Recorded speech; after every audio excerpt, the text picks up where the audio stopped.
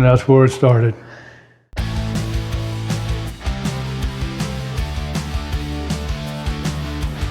Watching First Blood, grew up in Safford, Arizona. I always used to kid with the people because John Rambo of First Blood, he grew up down the street in Bowie, and we're Safford, so we were pretty close relatives. When you saw the background and where they're filming the movie, well, you looked at Mountain Graham, kind of a fitting environment. So I went down, probably within a week, joined the Army.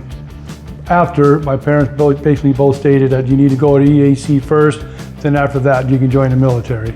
So after I graduated from high school, I went to 2 years at Eastern Arizona College, got the associate's degree. At that time, the associate's degree was kind of a big thing, and now I joined the Army right after that.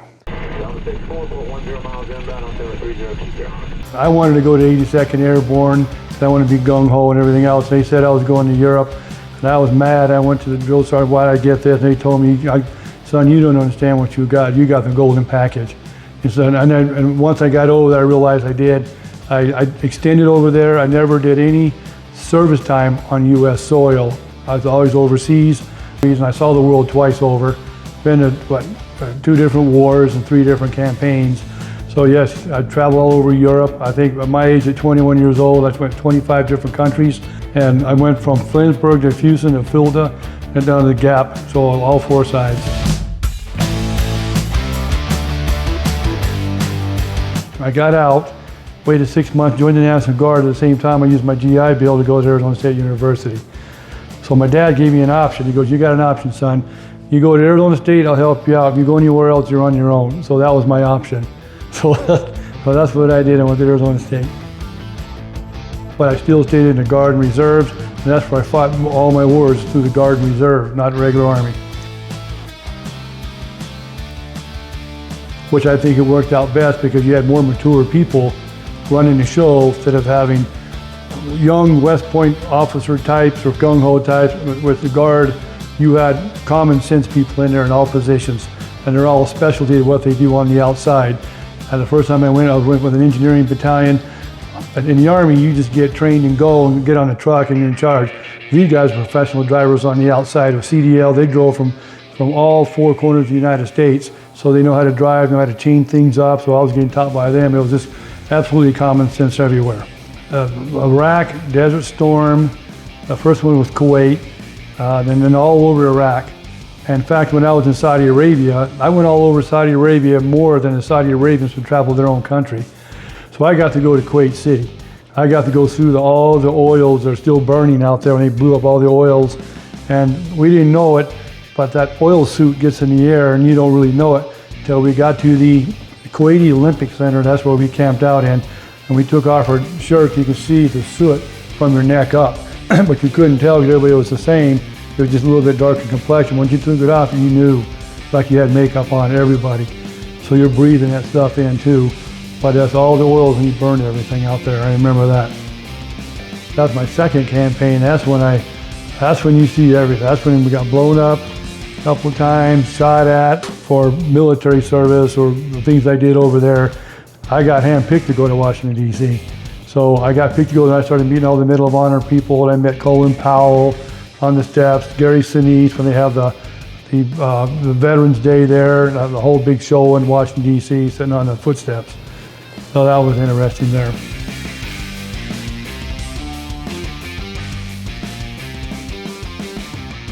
My regular Army time, no combat, but I picked up all my awards. I got my EIB, which is called Expert Infantryman Badge, which is harder to get than a combat infantryman badge because you actually got to train for it and go through all the different lines to get it. You got to do a 12-mile ruck in 3 hours. You got to shoot good. You got to land nav day and night. You got to go through all these little sequence of events. If you miss one little thing, you get flunked right out fast.